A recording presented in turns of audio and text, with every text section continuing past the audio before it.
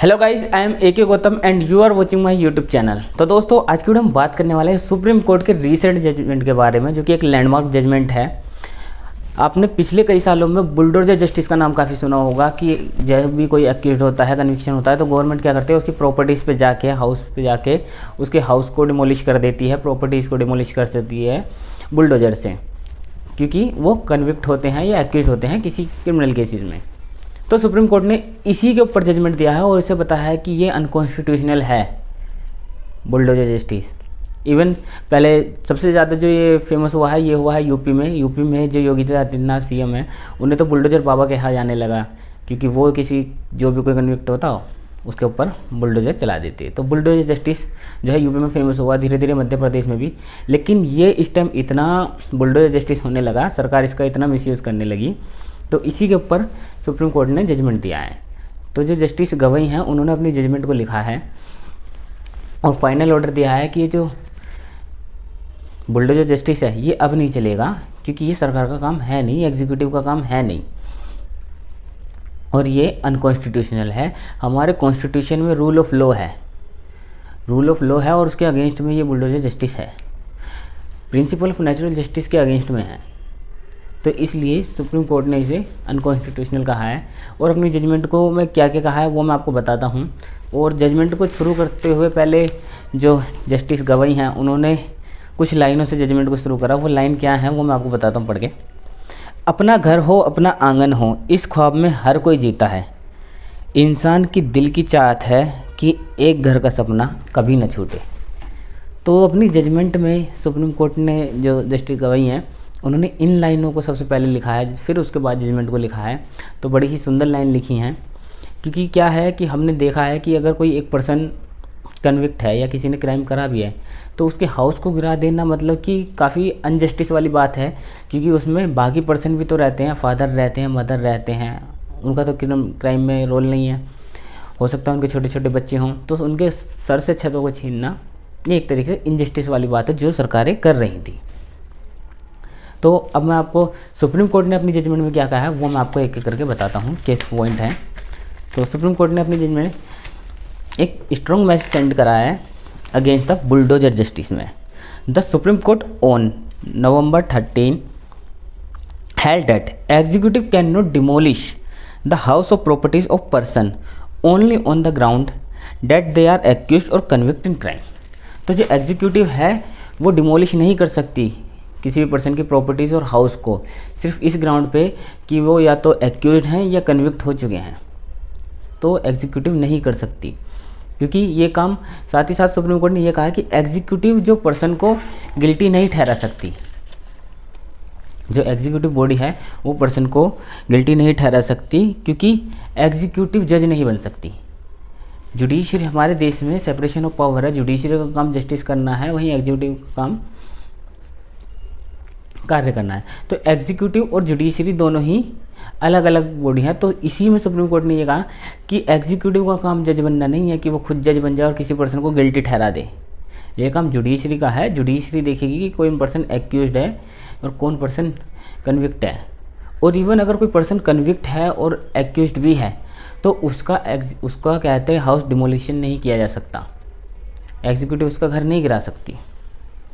तो ये बात सुप्रीम कोर्ट ने अपनी जजमेंट में बोली। उसी के साथ सुप्रीम कोर्ट ने ये भी कहा कि ये जुडिशरी का काम है, साथ ही रूल ऑफ लॉ के अगेंस्ट में है। जो डिमोलिश किया जा रहा हाउस वो रूल ऑफ लॉ के अगेंस्ट में है, क्योंकि हमारे कॉन्स्टिट्यूशन में रूल ऑफ लॉ है। वहीं साथ ही साथ सुप्रीम कोर्ट ने basic principle of natural justice की बात की कि बिना ड्यू प्रोसेस के अगर आप डिमोलिश हाउस को गिराते हैं, ऐसे गिराते हैं बिना लॉ प्रोसेस के, ये सारे काम करते हैं, तो ये एक लॉलेसनेस स्टेट की याद दिलाता है। मतलब कि हमारे स्टेट में कोई ऐसा लॉ ही नहीं है और आप कहते हैं बिना किसी प्रोसेस के घर गिरा रहे हैं, किसी की प्रॉपर्टी गिरा रहे हैं, डिमोलिश कर रहे हैं। तो यहाँ पे सुप्रीम कोर्ट ने ये बात भी कही। उसके साथ कोर्ट ने एम्फेसाइज किया कि कन्विक्ट पर्सन का भी एक हाउस डिमोलिश नहीं किया जा सकता without following due process prescribe by law. तो जो हाउस डिमोलिश है वो प्रिस्क्राइब बाय लॉ होना चाहिए। अगर कोई अनऑथराइज कंस्ट्रक्शन है या वो है तो उसके थ्रू तो डिमोलिशन किया जा सकता है, लेकिन बिना किसी प्रिस्क्राइब लॉ के आप किसी कन्विक्ट पर्सन का भी हाउस डिमोलिश नहीं कर सकते। कोई पर्सन गिल्टी भी है, कन्विक्ट भी हो गया, तो उसमें भी आप डिमोलिश नहीं कर सकते।